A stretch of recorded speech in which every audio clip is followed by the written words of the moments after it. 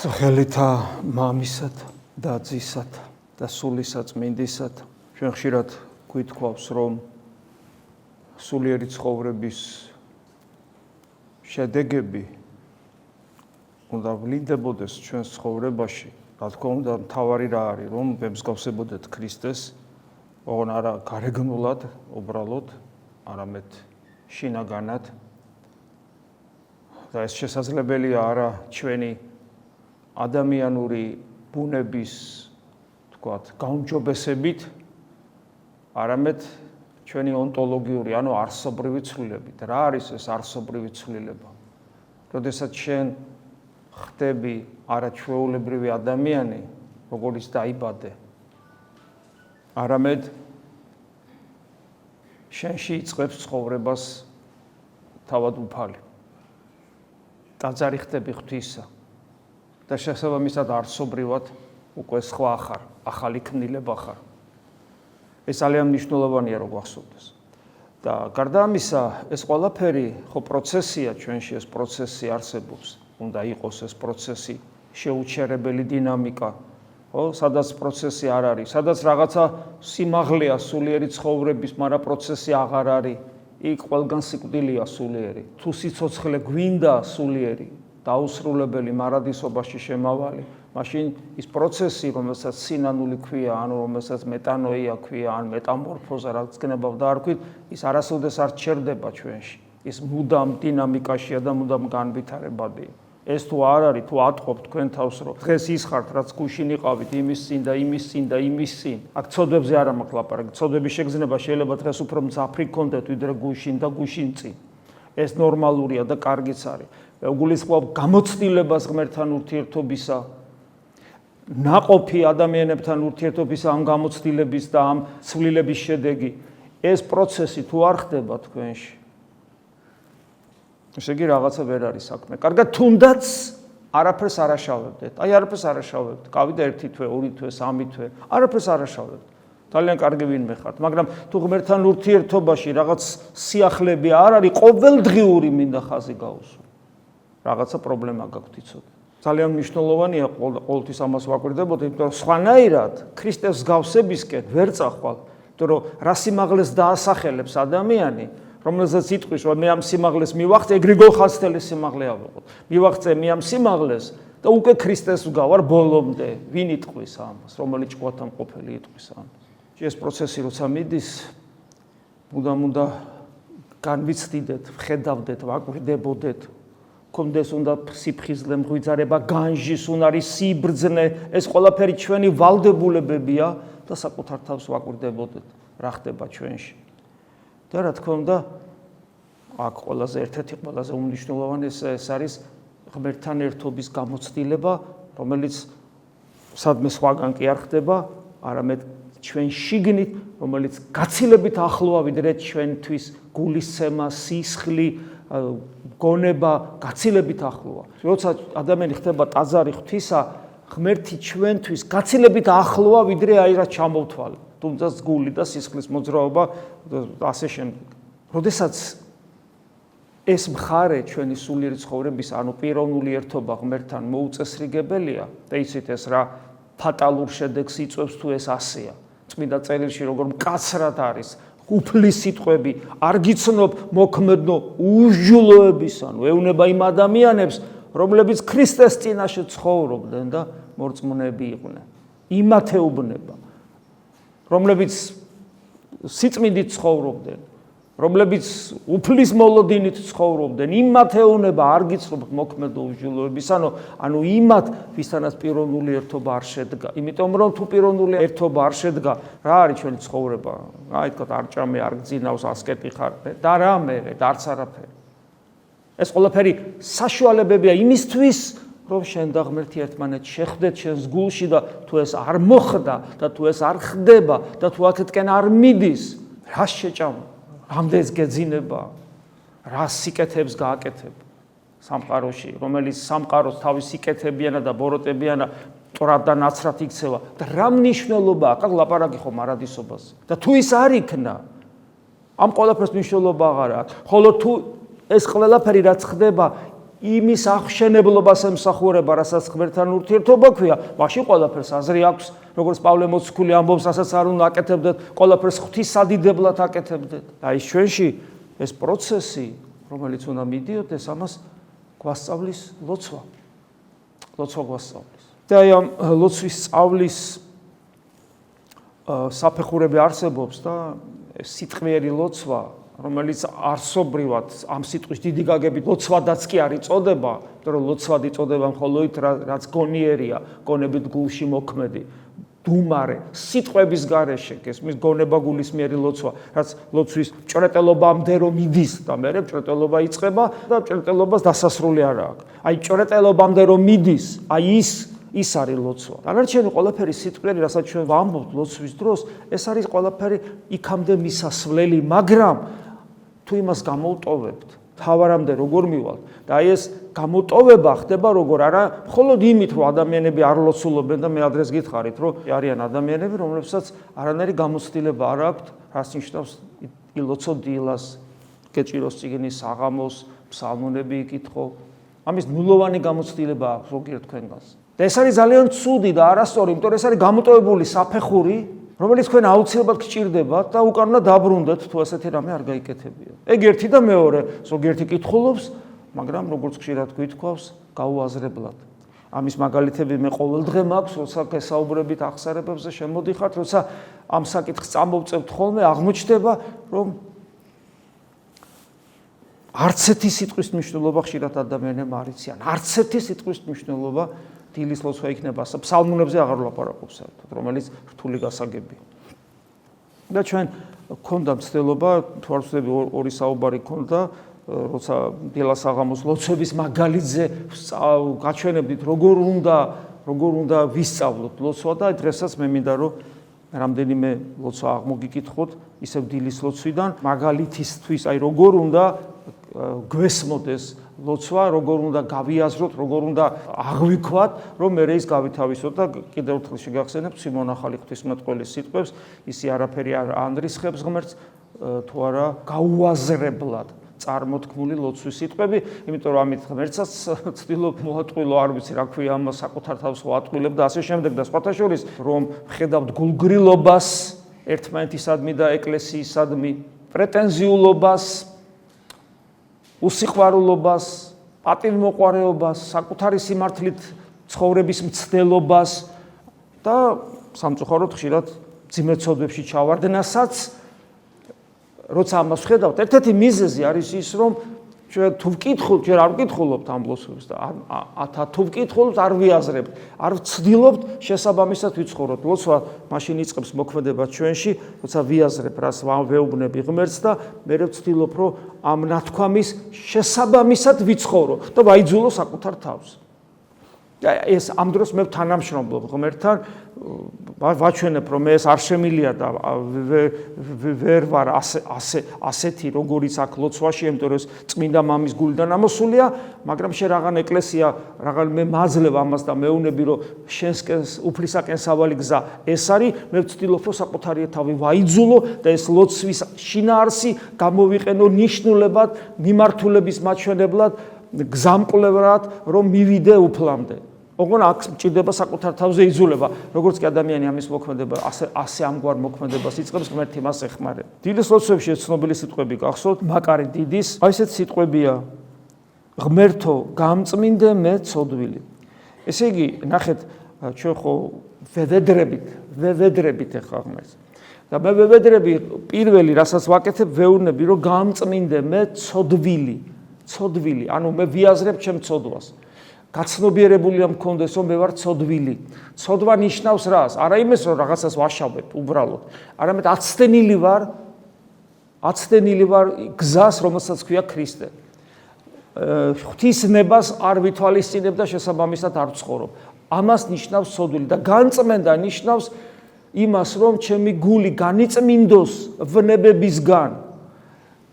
და ეს ნიშნავს იმას, რომ ვნებები რატომ აქვს? იმიტომ რომ ჩემი ბუნებითი ნებით ვცხოვრობ, რომ შენი ნებით ვიცხოვრო და თუ შენი ნებით ვიცხოვრებ, მაშინ ვნებებისგანაც განვიწმინდები. ეს ესე მოხდება, ეს ეგრევე ხდება, ეგრევე იწმინდება ადამიანის გული. რა შეება განწმენდილი გული? ხედავს საკუთარ ცოდვებსაც კიდევ უფრო სიღრმისეულად და უფრო სიღრმისეულად ებრძვის და რაც თქვარია იწყებს ღმერთის ხედვას, საღვთო მადლის განცდას. და აქ არის საოცარი სიტყვები. ღმერთო გამწმინდე მეცოდვილი, რამე თუ არა მიქმნიეს კეთილი წინაშე შენსა. როდესაც ხშირად ვეკითხები ხოლმე ინდივიდუალურად, აი როცა ამ სიტყვებს ამბობ.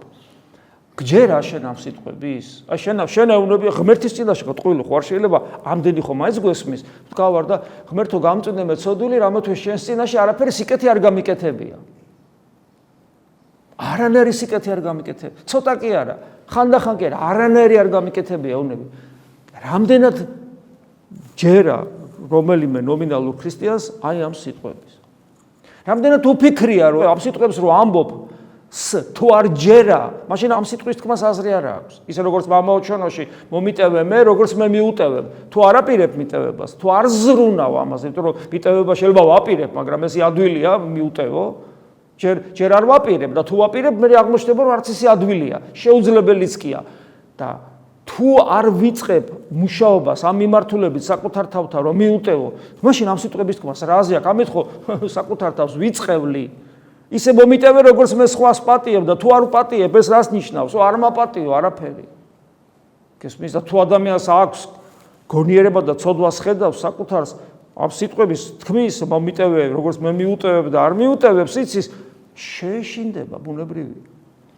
ანუ გესმით ხა სიტყვას ხანდახან ვამბობთ ისეც რომლის გაუგებრობა და მე შეუსრულებლობა არის კატასტროფა. ხო და აი აქ არაფერი მიქმნიეს კეთილი წინაშე შენსა. და თუ მე ვერ ვხედავ ამას ეს რას ნიშნავს ჩემში? ეს დაბალი თვითშეფასების კომპლექსი კი არ არის. ხანდახან ფსიქოლოგებს როგორნიათ ხოლმე. ეს საერთოდ ადამიანის ფსიქიკას შეიძლება ნახე, ადამიანის ფსიქიკას შეიძლება გვერდსაც კი უვლიტეს და მაინდა-მაინც ადამიანის ფსიქიკას არც კი ეხებოდეს. ეს გაცილებით ღრმა არის, არსობრივი, ონტოლოგიური ადამიანის მისტიკურ სიღრმეს ეხება. ჩვენ იქ ვმუშაობთ სულ სიღრმეში. ისე როგორც მაგალითად ადამიანი რო ლოცულობს, კბილი რო ტკივა, კბილის განკურნებას კი არ ცდილობს. ან მუხლით ტკივა და მუხლის განკურნებას კი არ ცდილობს. ან რაღაცა ფსიქოლოგიური პრობლემები აქვს და იმის განკურნებას კი არ ცდილობს. არამედ სიღრმეში ჩადის, სხვა რამეს აკეთებს იქ იმ დროს, სხვა რამეს. და ამიტომაც აქ ესეა, არა მიქმნიეს კეთილი წინაშე შენსა, ეს უნდა ვიცოდეთ რას ნიშნავს. და ვიაზრებდეთ, მე პავლე მოციქულის სიტყვები გამახსენდება და ვიტყვი, რომელიც ამბობს, რომ ჩემ თავში ვერაფერ სიკეთეს ვერ ვხედავ, და პავლე ამბობს აგერა. მაკარი დიდი კი არა. და პავლე ამბობს, ჩემში ვერაფერ სიკეთეს ვერ ვხედავ. და მე უფლის სიტყვები გამახსენდება, რომ ჩემს გარეშე არაფერი შეგიძლია. რაზეა საუბარი? კბილი შეგიძლია მოერჩინო ექიმთან წახვიდე. მუხლის ტკივილი შეიძლება მოერჩინო, ლურსმანით ჩაარჭო კედელში. რა არ შეგიძლია ქრისტეს გარეშე? ცოდვისგან კან თავისუფლება არ შეგიძლია ქრისტეს გარეშე. ისევ იქ სიღრმეში ჩავედი. რომ ცოდვით იბადები შენ. ცოდვა შენი ონტოლოგია და უნდა შეიცვალოს ეს შენი ონტოლოგია, ანუ არსი უნდა შეიცვალოს შენ. სხვა ქმნილება უნდა გახდე. ოღონდ შენი პიროვნული არჩევანი უნდა იყოს აქ ჩართული და ეს ლოცვები იმიტომ მოგეცა, რომ აი ამ ლოცვების შესაბამისად შენი პიროვნულობა გახდეს ძალიან აქტიური და შეუპოვარი და მებრძოლი. საკუთარი თავის, საკუთარი დაცემული ბუნების წინააღმდეგ და საკუთარი დაცემული ბუნების ნებელობის წინააღმდეგ. ანუ არაფერი კეთილი არ მიქმნია და მიხსენმე განსაცდელისაგან. რა განსაცდელზეა საუბარი? მამაო ჩვენოში როებ განსაცდელზე. რა თქმა უნდა, აქ შეიძლება სხვა განსაცდელიც იყოს, ეხლა შვილებრივად შეიძლება ღმერთს ვთხოვო, რომ აი მე რაღაცა პრობლემა ამქვეყნიური და ეგება მომიგვარო. ესეც შეიძლება. მაგრამ მთავარი არის ის განსაცდელი, რომელმაც შეიძლება მე მაცდუნოს რითი? დემონური ნებით და იგივე ჩემი ნებით, რომელიც თანხმედრაშია. ამიტომ ეგრევე აგზელებს. მიხსენმე განსაცდელისაგან და იყავ ჩემ შორის ნებაშენ. განსაცდელისაგან მაშინ ვარ გადარჩენილი, როცა შენ ნებას აღვასრულებ. და თუ შენ ნებას არ გამოვიძიებ და არ აღვასრულებ, ყოველთვის განსაცდელში ვარ და ხშირად ეს განსაცდელი ისეთია, რომ სანამ რაღაცა ფინალამდე არ მივარ, ცუდ ფინალამდე მანამდე ვერც კი ვხვდები. არა გვაქვს ამის გამოცდილება, რომ გონია რომ რაღაც სიკეთეს ვაკეთებთ, სწორად ვიქცევით. ზნეობრივ შეფასების თვალსაზრისით გეუნებით, სწორად ვიქცევით. შეიძლება რაღაც ბიზნეს საქმეში რაღაცა სწორად გააკეთო, ან არასწორად და შეგეშალოს, არ შეგეშალოს. არა, მე ვგულისხმობ, როცა მორალურად რაღაც ნაბიჯს დგავ და მორალურად ვფიქრობ, რომ სწორია, სიკეთეა და უნდა გაკეთდეს. არ გამოიძიე და ვერ მიხვდი, რომ ეს ღვთისნება არ იყო, თუნდაც შენ გეჩვენებოდეს, რომ მორალური საქციელია. არ იყო ღვთისნება, დაიწყე ამის კეთება, ასე ამგვარად მოქმედება და გადის დრო და რაღაც მაგარ შარში აღმოჩნდები და სერიოზული პრობლემის წინაშე ხარ, რომლიდანაც გამოსვლა ესეიული აღარ არის. რატომ მოხდა ესე? მოხდა იმიტომ, რომ ეს არ იყო ღვთისნება, შენ გეგონა ღვთისნება იყო. რატომ? იმიტომ, რომ შენი სიმართლით შეაფასე.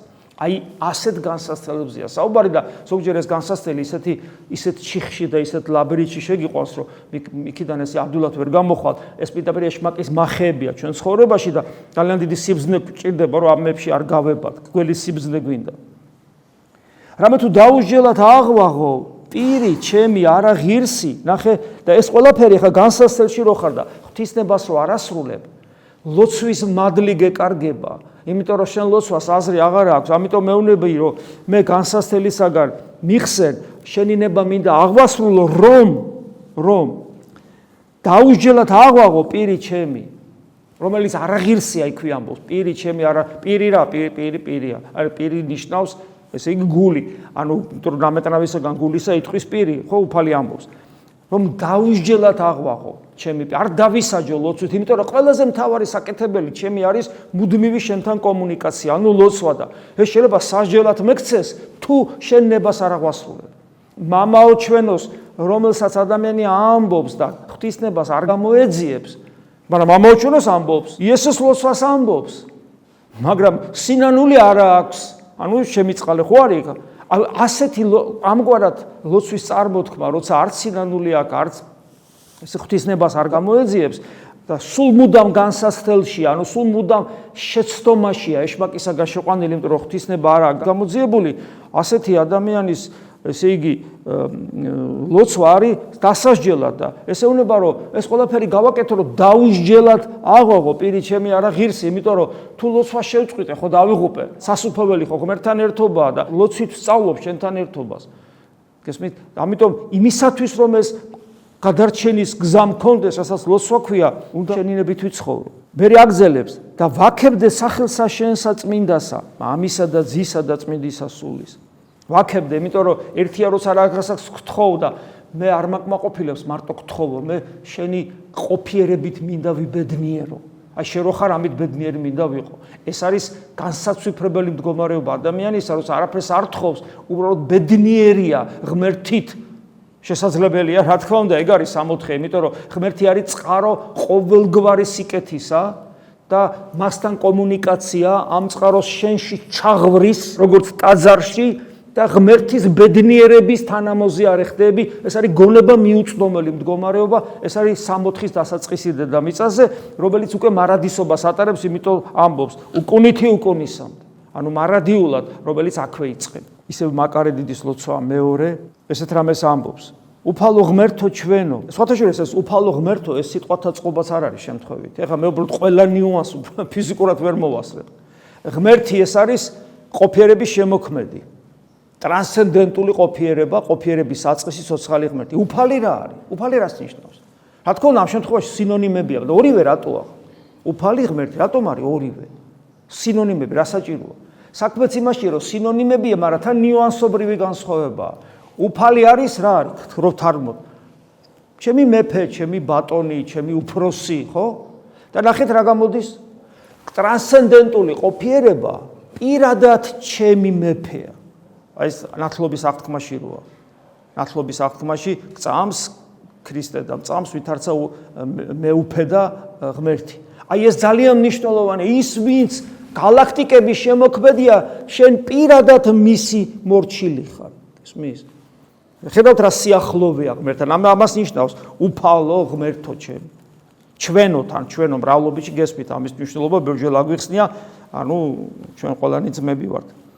რომელმა მრავლითა სიტყვებითა და აურაცხელითა მოწყალებითა შენითა და ნახე, ეხლა შეიძლება რომ ადამიანმა ეს სიტყვები წარმოთქვას ისე, რომ არ იცოდეს რა სიტყვოება და რა მოწყალება მოგვანიჭა ღმერთმა. პირადად არ გქონდეს ეს განცდილი, არ იყოს მადლიერი იმით, თუნდაც რომ ღმერთმა სიცოცხლე მისცა და სიცოცხლეს ზემოდან რწმენა დაადო და სიცოცხლე და რწმენას ორივე გვაჩუქა, რომელიც არის შესაძლებლობა ჩვენი მარადიული ბედნიერებისა. ყველაფერს თავი რომ დავანებოთ, აი ეს ორი რამ, რომ სიცოცხლე მომცა და მე რწმენა, რომ ჩემი შემოქმედი შემეცნო. ეს ორი რამ სრულიად საკმარისია, რომ ადამიანმა თქვას მე ვარ ბედნიერი და სიტყვებაში იმყოფებოდეს და მარადილ სიხარულში და აქ კიდე ნახეთ, რომ მრავლითა სიტყვებითა, როგორ ანებიურებს ადამიანს ღმერთი, ამას დანახვა ხომ უნდა.